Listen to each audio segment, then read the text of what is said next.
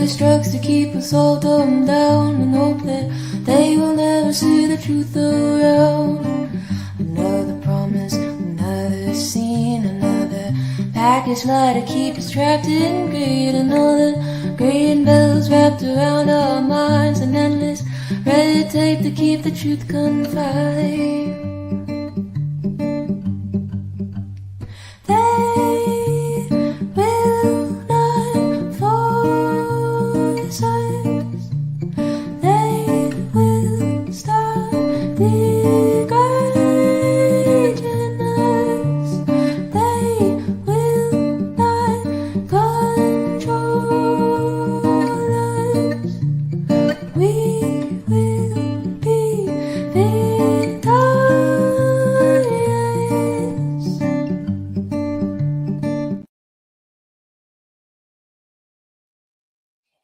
Hello, everybody, and thanks so much for tuning in. Today is International Wrongful Conviction Day. Why do we need a day? Because a lot of people don't talk about it and don't talk about it nearly enough. So tonight I am going to bring in my dear friend, Paula KENSU. She is no stranger to the show. And she is the wife of the wrongfully convicted TEMUJIN KENSU, who I also have had on the show quite a number of times through the prison phone system. So thanks so much for joining today of all days, especially Paula. Oh, thank you. So as you guys may know, I recently wrote a book. Paula was the editor. It's about Temujin, the story, why he was arrested, how he was falsely imprisoned, the whole nine. It has documents on the case and everything and anything proving his innocence as far as what he's accused of. So in case you guys are not familiar with how Temujin came to be in prison and all of that, Paula, do you want to give kind of a loose rundown of kind of how everything started? Yeah. So Temujin was wrongfully convicted of murder in 1986 of a young man named Scott Macklem. It was in Port Huron, Michigan, is where the crime occurred, at a college parking lot. And Temujin had previously dated this young man's fiance, and they had broken up. Temujin had moved over 450 miles away up into Michigan's Upper Peninsula. And the police, just pointed their finger at Temujin, and that was kind of the end of it. They didn't really look at any other suspects. He had nearly a dozen witnesses testify that he was in the Upper Peninsula at the time of the crime. There was just so many, everything that could have gone wrong in this case went wrong. He had a drug addicted attorney who was on just off of probation when he took the case, and Temujin did not know that. He was on a probation for cocaine offense, and later went on to become disbarred. So there was obviously, ineffective assistance of counsel, which this attorney, every case that this attorney tried in a 2-year period, with the exception of Temujin's case, was overturned. There was a hypnotized witness. There was a jailhouse snitch. There was recanted, of course. Yeah. Jailhouse snitch who recanted and said that, no, he never really told me that, that he committed this crime. It was just one of those things where it was just every single thing that could have gone wrong went wrong. And he was not living his best life at the time. He was 23 years old. He was seeing all sorts of girls, and he did not always treat them the best. It was kind of a love them and leave them girls, but he, and so there was a lot of, frustration from some of the ladies and younger girls that he was dating.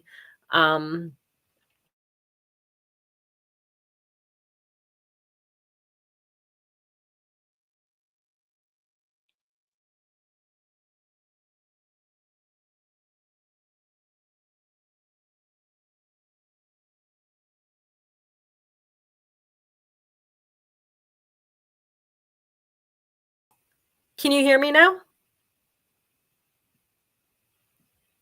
I'm not sure how much of that you caught, Joy. It said my microphone was muted. Can you hear me? I don't know if I should continue. I'll just continue until she comes back. So anyhow, he was wrongfully convicted of murder. And are you there, Joy? Can you hear me now? I can hear you now. Yeah. Okay. Yeah. Okay. So I think what's happening is because do you have two computers open or something? I have two monitors. Did it grab the other monitor? I think that's what's happening. It's like bouncing off of each other. Okay. I unplugged one. So is that better? I think so. That should work. Hopefully, comment in the comments, guys, if you can hear both of us. You should be able to, but just in case. But yeah, I mean, I certainly heard everything you said. Okay. I didn't know if I should keep continuing. It looked like I got cut off, and then I was there and then back, and then the mic was off. So okay. So yeah, so long story short, TEMUJIN was wrongfully convicted of the murder of Scott Macklem back in 1986. The prosecutor ended up prosecuting the case by saying that TEMUJIN chartered an airplane to fly downstate, commit the murder, and then fly all the way back up north in time to be seen by his witnesses. It was, over 450 miles with the, speed limits back then of being only 55 miles an hour. You're talking at least, a 7-8 hour trip one way just to because the roads were all different, and it was November, it was snowy, it was cold, it was icy, and you're not going to be flying down the freeway trying to get, downstate. But he was on a date the night before. And, there's just a million things in this case. He passed a polygraph. His primary alibi witness passed a polygraph. There was a Brady violation where the prosecution hid a witness from us. It was just one of those really, really bad cases, and it's known worldwide. It's all over, all over the world. Jack Lawrence were really big in Australia from Jack Lawrence's program from 1 Minute Remaining. But it's been told dozens of times, and we've had a lot of appeals. He won 2 federal habeas corpus appeals. His clemency is sitting right now with the governor to have her act on it, but she's already denied him twice, so we're not optimistic that she's going to do anything. We had a conviction integrity unit look at this case, and they are, they're saying that there was no new evidence, which was a total lie. It's just a very political case. And, we're. And the woman who is in charge of conviction integrity unit, Dana Nessel, who is also in and out of the news constantly for corruption. And you also may know her name from something called a Flint crisis because, yeah, she's partly responsible for why they covered it up.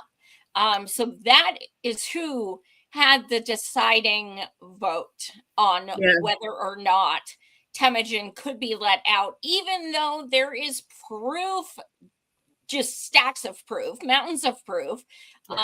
It was up to her. And, when you have someone for a fact is corrupt and they're in charge of literally your life, you're kind of, you're up against a wall in a lot of ways. And she proved that we all had a reason to fear how that was going to turn out. Yeah, she's absolutely horrible. She's the worst attorney general we have ever had in the state of Michigan. And just to give you an example, Joy, so recently, a judge threw out, she had 128 felony charges up on 16 electors here in Michigan that were against her. She's Democrat, they were Republican. She was going to falsely accuse 16 Republican electors, and the judge threw out the whole case because there was zero probable cause. Think about that for a minute. That's 16 people she was ready to just throw in prison And some of them were in their 80s. I mean, this was just political warfare is what she's using her office for. Yeah. And she still sits in that position. Mm-hmm. She has not been. Why? So, being in Michigan, where are people demanding she resigns? Like, are there not people in Michigan? I don't even mean elected officials, but aren't there people in Michigan who are like protesting at her office, like, you resign, you are disgusting, step down? Yeah, she really needs to. There is a group in Lansing that is working, I think, to push that. And they actually met with two attorneys that talked about that very case that I was just telling you about, those electors.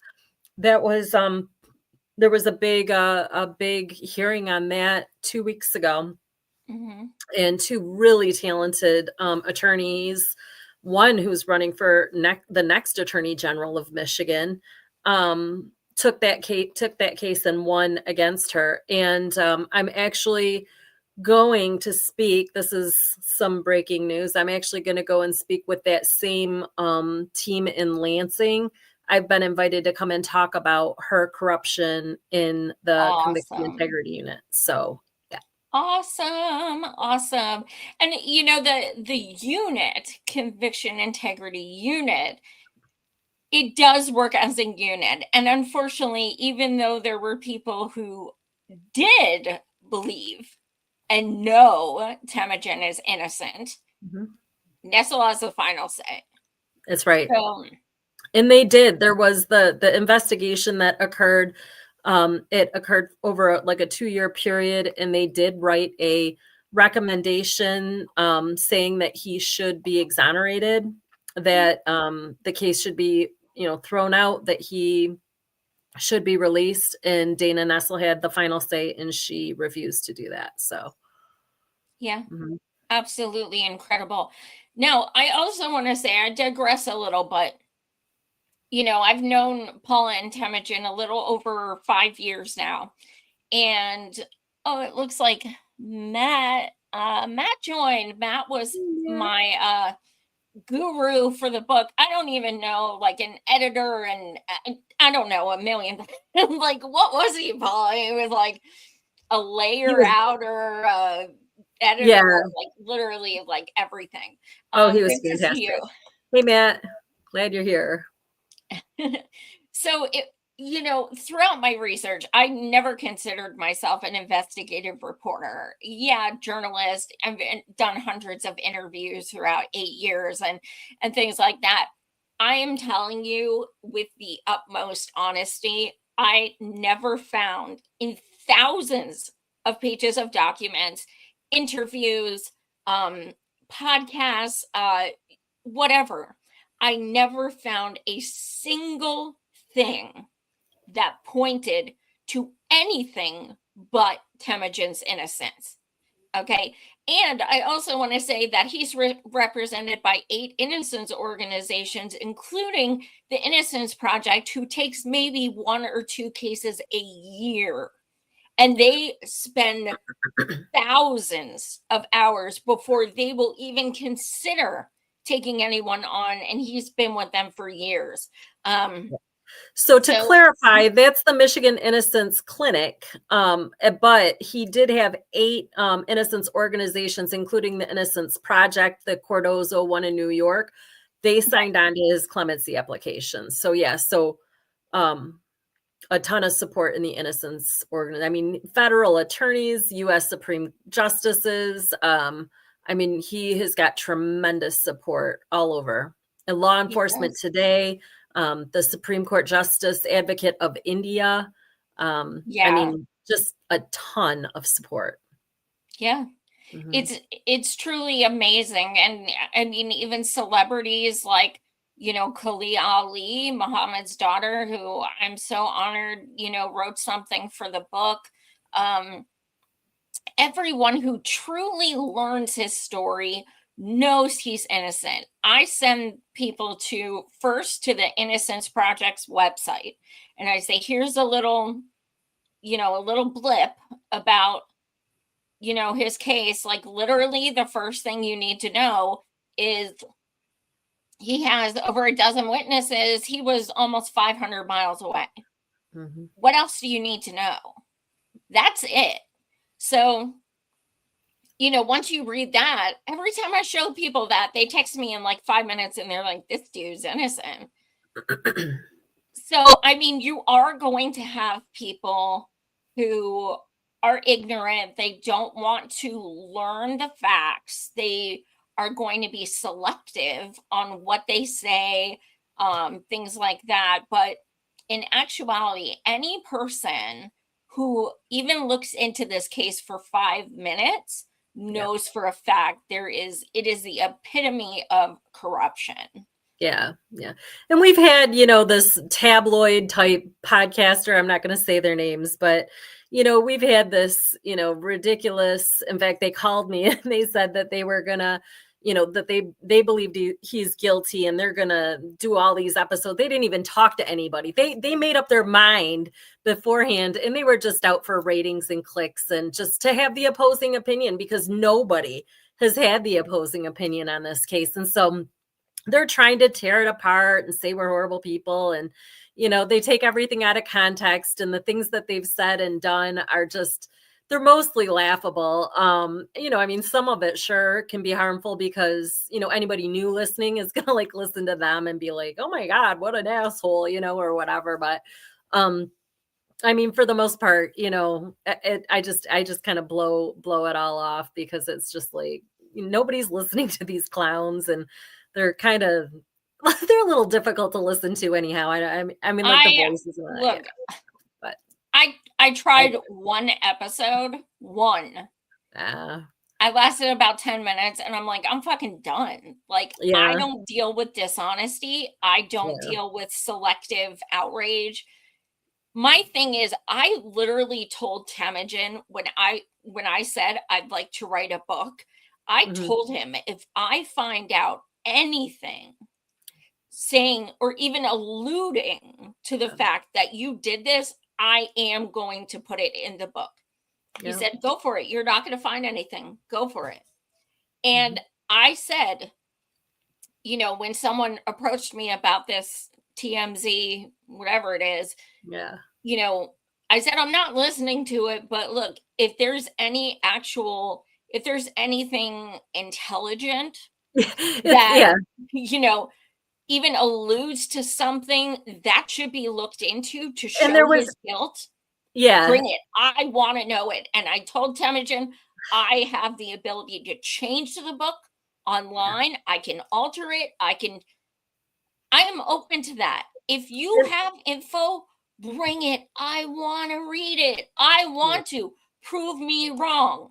Right. There never is any. No, these people are just doing character attacks. It's just the same thing that happened at trial. He's a bad guy and he's the, it's just like, But the thing is, like, even though, even let's say, okay, cool, he did a lot of fucked up shit when he was younger, but does that make him guilty of killing Scott Macklem? No, you can't say someone is guilty of something because you don't like them. That is not how it fucking works. Yeah. So, and nobody actually believes in justice, like true justice, if they're willing to say he's an asshole, he should be in prison. That's not how the fuck it works. Right. I mean, my gosh, if that was the criteria, I know so many people that would be in prison right now. It's like, come on. Seriously. But fuck them. And the truth is on the side of Temujin's fight. That's for the past 38 years been incarcerated. And he is still serving a life prison without the possibility of parole. And let's talk about some of the things that you guys have done throughout these years to try and what most people would call like appeal or, to try and get him out earlier than, this life sentence? Yeah, so there's a couple things. So number one, there's his age, and this is going to get him out whether or not anybody likes it or not. He will be coming home under the juvenile issue because he was 23 years old. Well, I guess it's technically called the brain science issue. Because he was 23 years old at the time of the crime. And the US Supreme Court has already ruled that 25 is the minimum age, that your brain is not fully developed until you're at least age 25. So since he was 23 years old, it's already been through some of the steps have already gone through the Michigan Supreme Court. We're working on getting his case in front of the Michigan Supreme Court for the age of 23. It's ridiculous how it actually has to go in sequence. They have to start with the 19s and then they go to the 20 and then they go to the 21. It's like even the one Justice Bernstein said, why don't we just go to 25? The US Supreme Court already said it. Why don't we just go there? And seriously. Yeah, but it's like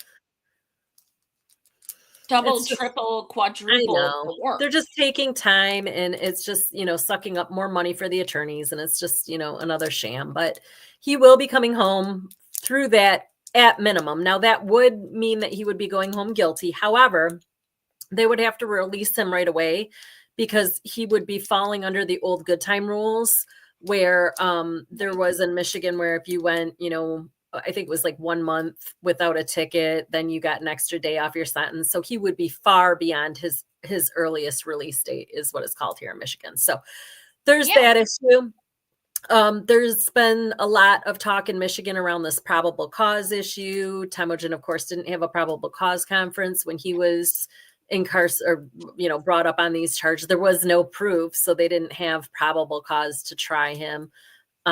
That's been something that's been floating around in the prison system is a rumor of like kind of a, get out of jail free card for a lot of people because they weren't conducting them in Michigan for a very long time.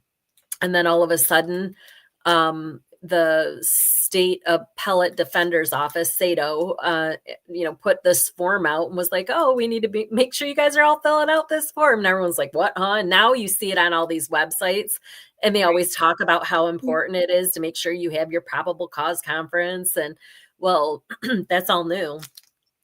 Starting in back, I think it went to 2015 is when it's kind of started, but they weren't having them before that. So, and I might have gotten the year wrong, but TEMUJIN definitely didn't have one. So what if he finally gets out? Like he held out for almost 40 years saying, I didn't do this. Yeah. Okay. That's the only thing this case doesn't have is a false admission of guilt. Like that's correct, literally all this case has. That's not insane. Right. And he held out for 38 years and said, I didn't do it. I didn't do it. Mm-hmm. And everyone with a brain knows he didn't do it. So then let's say he goes home tomorrow, but he goes home guilty. I know. What kind of recourse is there? I mean, can he? Well, he would be able to fight his wrongful conviction from behind bars. So, or from not behind bars. So, I mean, he would certainly take it, but because it's easier to fight out here than it is in there and to sit in front of an attorney and tell your case. And, his case is just so rife with, prosecutorial misconduct and judicial misconduct. The judges in this case were just as horrible. Yep.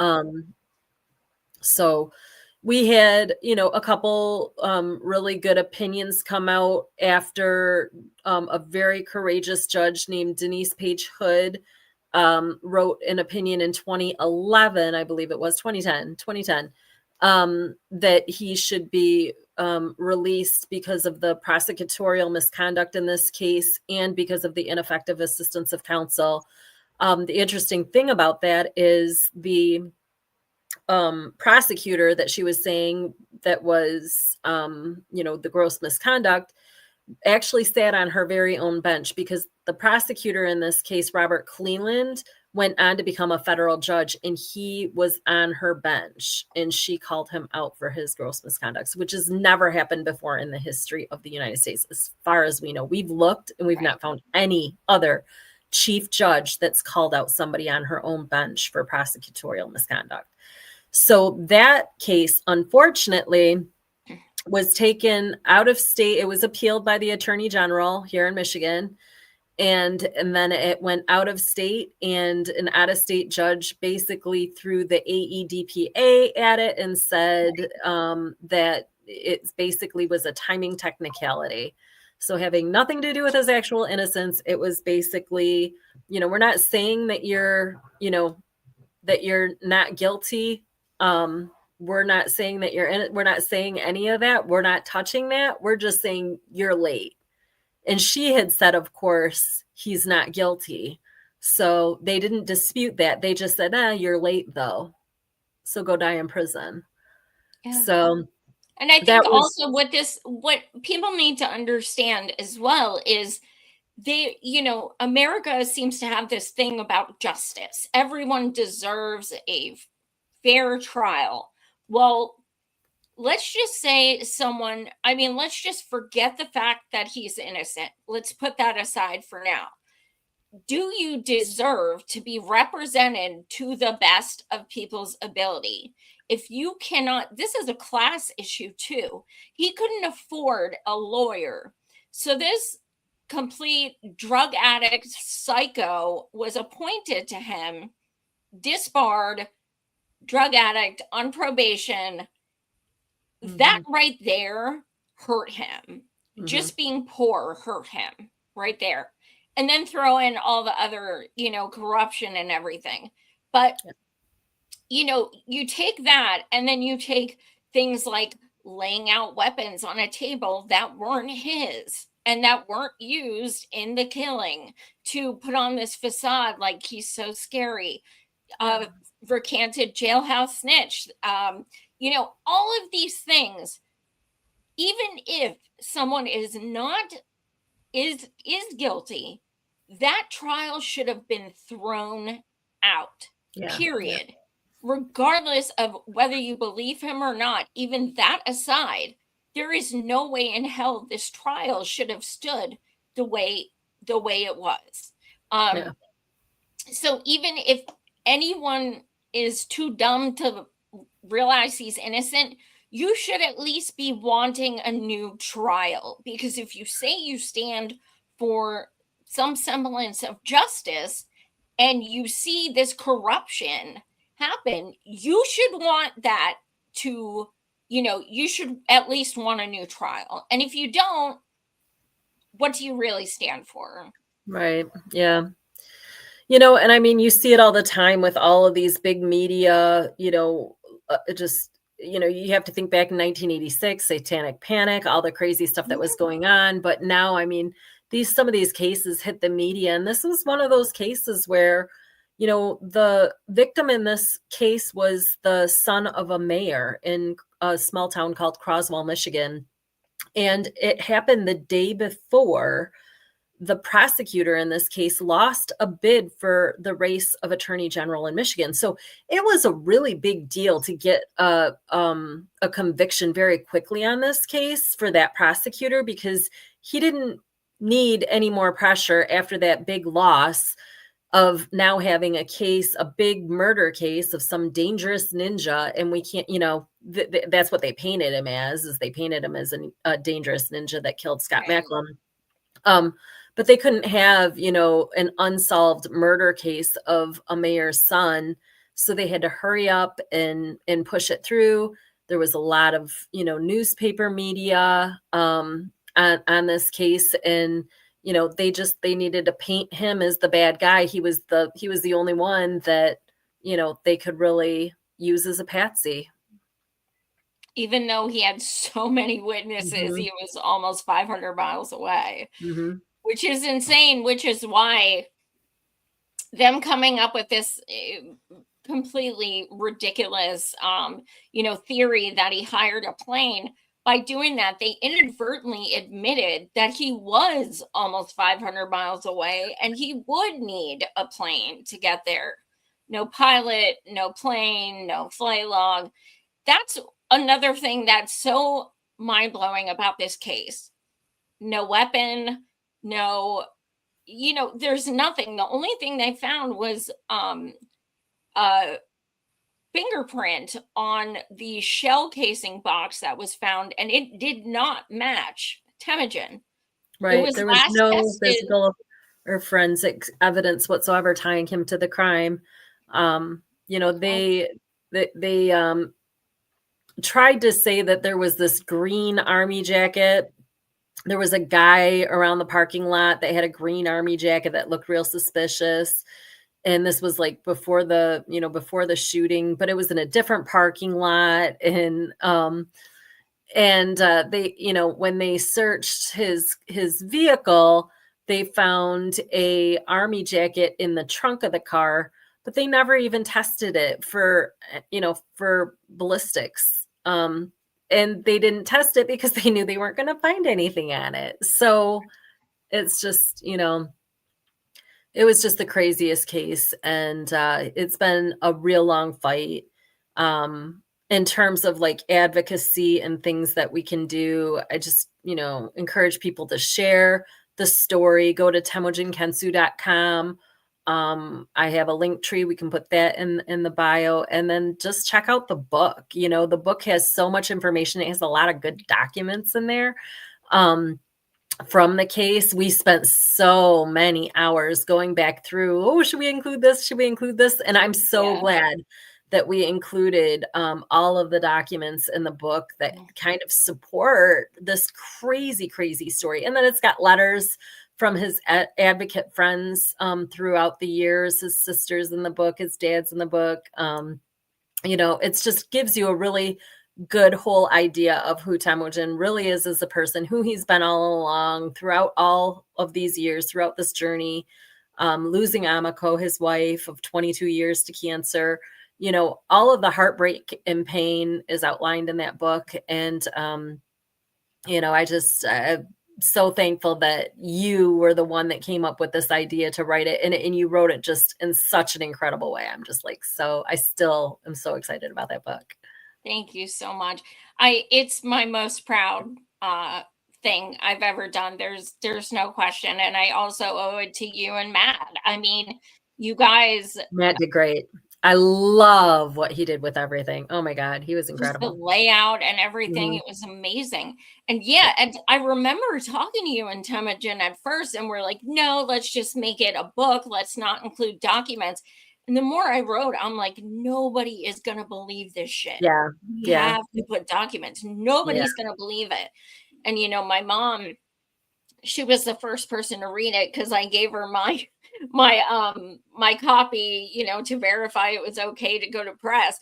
And she's like, Joy, if you didn't have these documents, I would ask you if this was fiction. Like, you know, it's incredible. It's a crazy case. Yeah, it's such a crazy case. So we still have Gretchen Whitmer as governor, who has had his clemency papers on her desk for 6 years. She doesn't care. Who is a Democrat, by the way. She's a lot of people are thinking she might try to run for president. So good luck with that. It's pretty funny. Yeah. She did an article or a thing on it today, I guess a press conference or some sort of, I don't know, somebody asked her in the media today, and it was shared in one of the local news break or whatever it was. And there were 2,000 reactions on there, and 1,600 of them were laughing emojis. Oh my God, that's epic. 100 out of 2,000. People in Michigan, I mean, even it's more than just Michigan. I mean, she's disgusting. And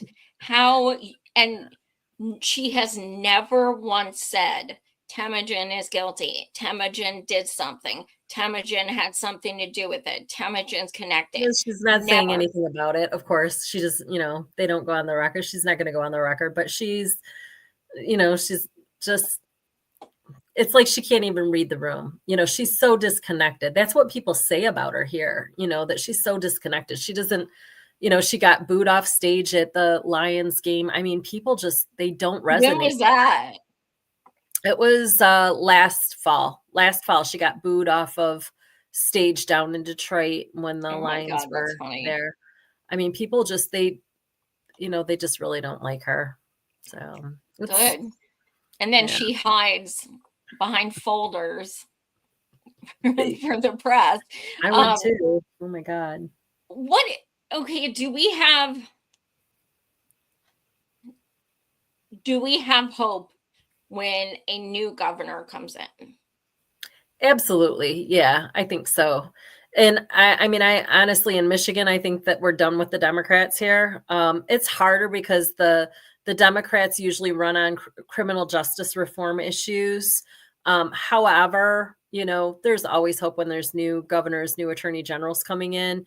I think that just in general, the wave of support that we have behind this case, especially here in Michigan, um, you know, I think that we would have so many people reaching out, putting the right pressure on the AG or the governor to do the right thing. So, I mean, I know there was a tremendous amount of pressure on them thus far.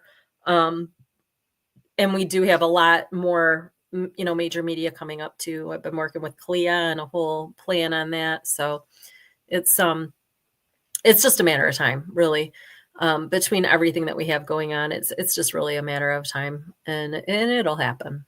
I'm sure. Did you? I actually hadn't thought about this, but is AG like, you know how governors set 8 years, you can't stay Yeah, longer? Is AG like that? yeah. So they're Oh, both up. They're both done effective January 1st, 2027. So they will both be okay. gone, if not earlier. If not earlier, because with, you know, this investigation that's happening in the legislature, it would not surprise me if she was impeached. Even at this Wow. point, I don't know how long that process takes, but I know that there are so many concerns with how she's running her office and how she's literally committing lawfare against you know, innocent Michiganders. Look just what she did with those electors, you know. I And know. that's just one example. There are so many examples of her using her office in ways that she has no right to do. She's absolutely violating civil rights all over the place. I mean, people just really, she's as disliked as Gretchen is. So, And as far as violating human rights, let's talk about Temujin's health, because it's mhm, not great. And he's 62 now. He's been in prison since he was 23. mhm. What are what's his health updates? Like, how is he? So, you know, he had the tumor. He was on chemo for a while. They took that away from him. He's had all kinds of autoimmune disease. He's just got this litany of issues. Asthma from all the smoke within the prison system from over the years. He's got torn rotator cuff. He, you know, he walks with a cane. He's you know, he's he's feeling his age, you know. And he tries to stay healthy. I mean, this man is absolutely incredible when it comes to working out and taking care of yourself. He is hands down stronger than anybody I have ever met in my life. He has got so much willpower and determination to take care of himself because he's always wanted to just get out and live an incredible life. And he's known, you know, even before he went in, he has always, you know, been a very, you know, good it's been very important to him to take care of himself. So he does have that going for him. And but you know, with the medical abuse and the crap that they have going on with those staff there in that prison that are just absolutely rotten, and it's not just his facility, but they're really bad there. um they are just, you know, I actually submitted a a complaint, or I'm about to. I gave him a warning. I probably shouldn't have even done that, but you know, recently there was an issue with, he had been in a segregation cell because somebody walked into his cell with some contraband and he wasn't going to rat him out, so he just took his stripes and went to the hole. And he, you know, he was in there, and I requested his medical records, and when I got them back, a nurse and a RN and an NP, nurse practitioner, and the other one, literally put in his medical records that he had dangerous contraband. And I'm like, really? But like, what is that? Dangerous contraband? Why is that even in his medical record? Like, you can't put that in his medical record. That has nothing to do with his medical history, treatment, symptom, nothing. That has nothing to do with his medical record. So I wrote a very strongly worded letter to the Bureau of Healthcare Services, the director of the MDOC, the warden, the HUM, which is the health unit manager, the nurse and the NP, the nurse practitioner, and the other one that basically made these false allegations and put them into his record. And I said, you're going to redact that.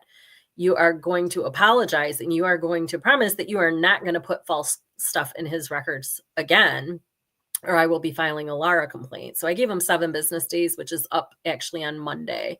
So first of all, that's a blatant lie. Yeah, there was nothing. What? Oh my God! They're just trying to paint him out again. They're just trying to make him sound like he's some dangerous criminal. And then the other thing with this ticket that he had, that so it started with the Wi-Fi stick or Wi-Fi hotspot or whatever you call it.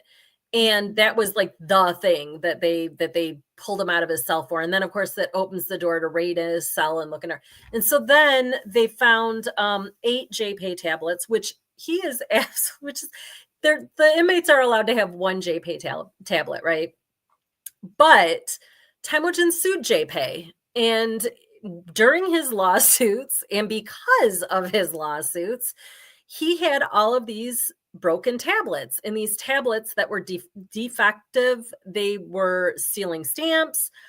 He had all of these tablets, and they would send him new ones. He would request a new one, they would send him a new one. And the property officers never requested that he give his other tablet back.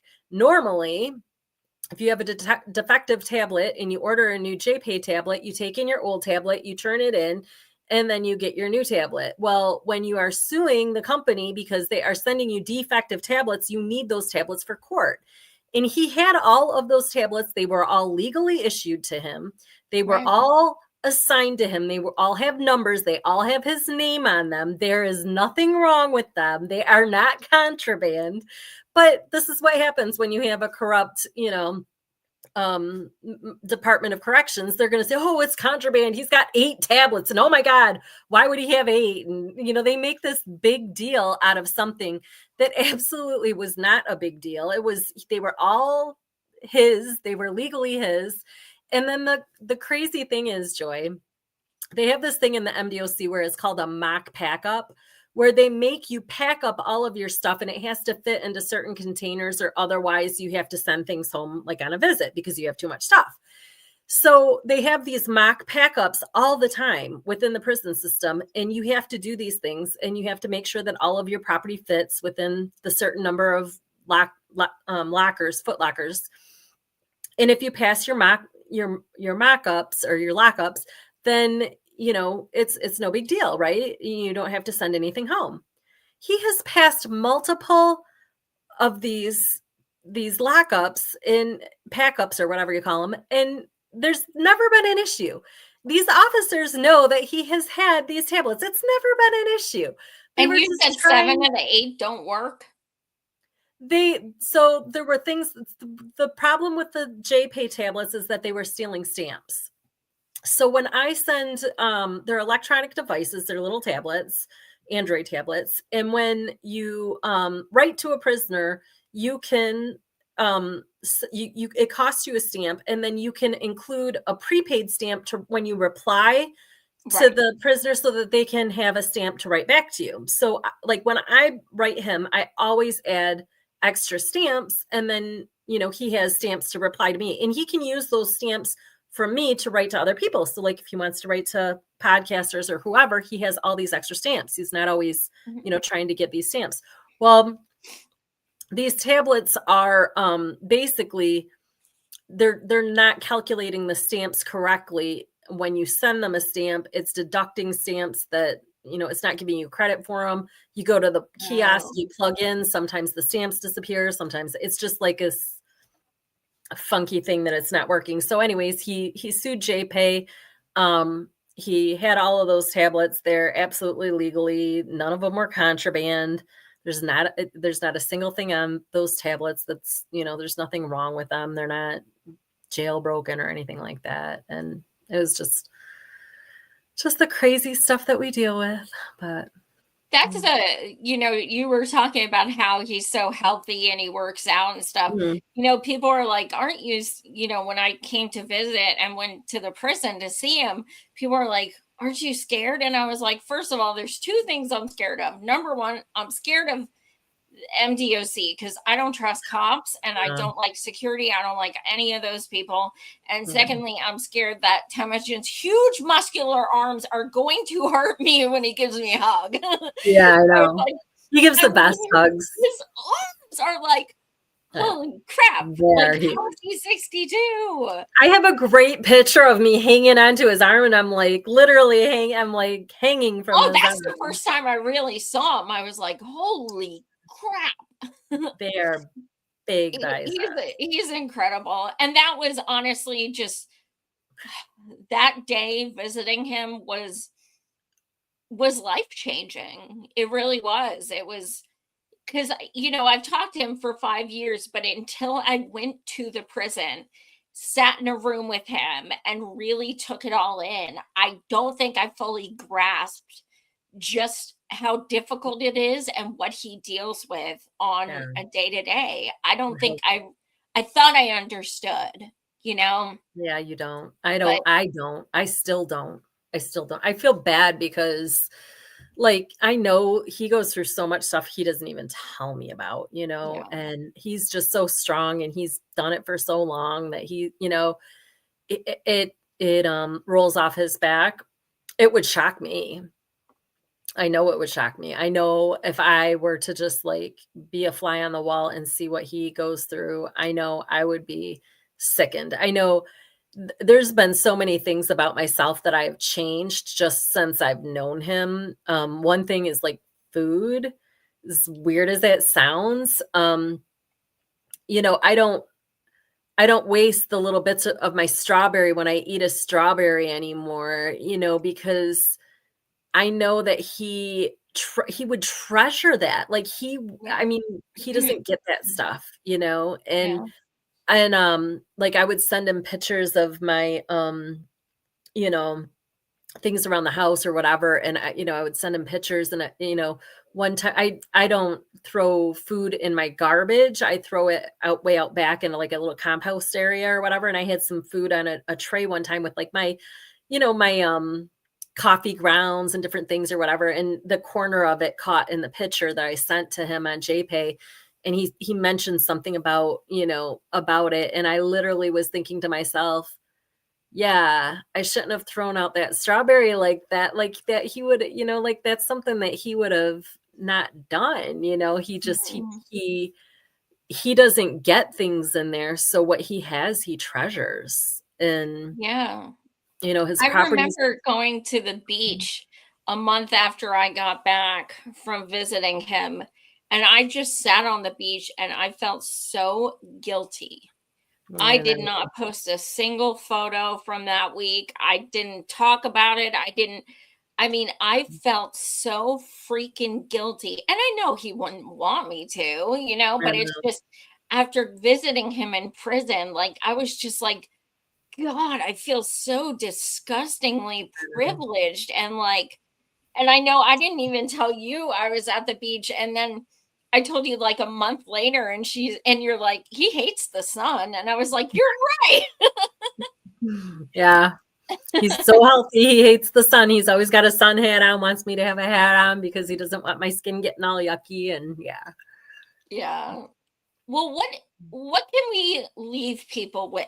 What can they take away about International Wrongful Conviction Day and Temujin and what they can do? So many things. Number one, gosh, I mean, jury duty, you better take your jury duty seriously.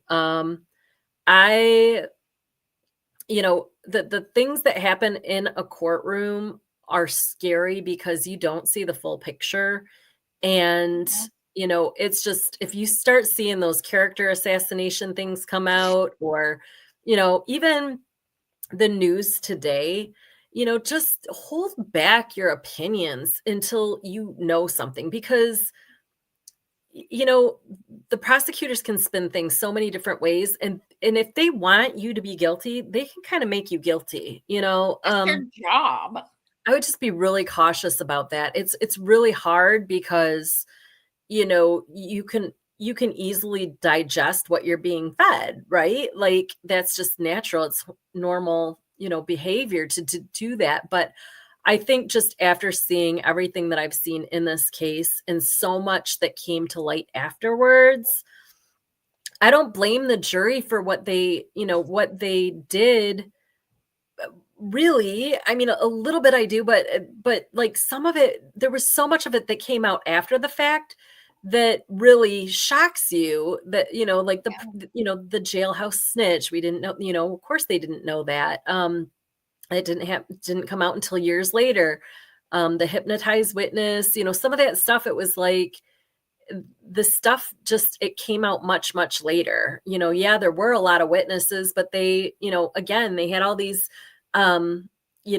swords and different weapons and things on the table in front. Again, the jury didn't know that those weren't his. The And prosecutor also, pointed we it got out. to think about something I talk about in the book and time again. There were no true crime podcasts, A&E, Mhm. ID, Discovery channels and stuff. Now we know, We know, do this, don't do this.